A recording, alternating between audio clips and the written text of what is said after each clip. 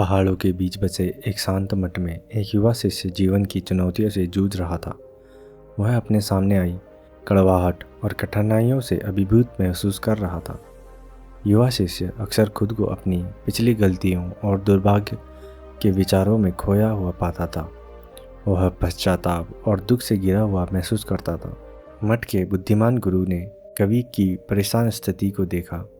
एक सुबह वह हल्की मुस्कान के साथ कवि के पास पहुँचे। उन्होंने कहा, कवि, तुम बोझिल लग रहे हो। तुम्हारे दिल में क्या परेशानी है? कवि ने कहा, मास्टर, मैं अपने जीवन की कड़वाहट से अभिभूत महसूस करता हूँ। मैंने जो गलतियाँ की हैं और जिन कठिनाइयों का सामना किया है वह मुझे परेशान करती हैं। तब मास्टर कहते हैं, मेरे साथ आओ कवि, मैं तुम्हें कुछ दिखाना चाहता हूँ। मास्टर ने कहा, यह नमक का एक कप लो और इसे इस गिलास में पानी में डाल दो, फिर इसे पी लो।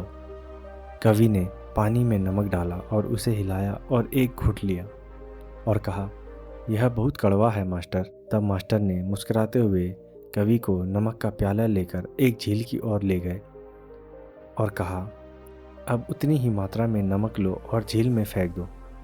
मास्टर ने कहा, अब इस झील का पानी पियो। कवि ने कहा, पानी ताज़ा और मीठा है मास्टर। तब मास्टर ने कहा, नमक दोनों मामले में एक जैसा है, लेकिन कड़वाहट किस मात्रा में है इस पर निर्भर करती है। जब आप कांच के गिलास की तरह छोटे और सीमित होते हैं तो आप जीवन की कड़वाहट आप पर हावी हो जाती है, लेकिन अगर आप अपने दिल और दिमाग का विस्तार करते हैं, इस विशाल झील की तरह, वही कड़वाहट कम हो जाती है। कवि को एहसास हुआ कि जीवन के प्रति उनका दृष्टिकोण बहुत संकीर्ण हो गया है और कड़वाहट और पछतावे को पकड़कर उन्होंने खुद को एक छोटे गिलास तक सीमित कर लिया था।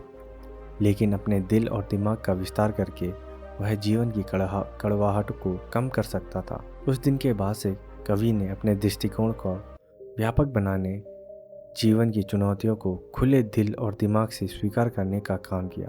मास्टर कहते हैं कि अपने दृष्टिकोण का विस्तार करने से जीवन की कड़वाहट मिठास में बदल सकती है। विशाल झील की तरह बने और जीवन की चुनौतियों को अपने विशाल हृदय में खुलने दें। दोस्तों, अगर आपको यह कहानी अच्छी लगी हो तो हमारे चैनल को सब्सक्राइब कर लें और लाइक कमेंट करके ज़रूर बताएं कि आपको वीडियो कैसा लगा।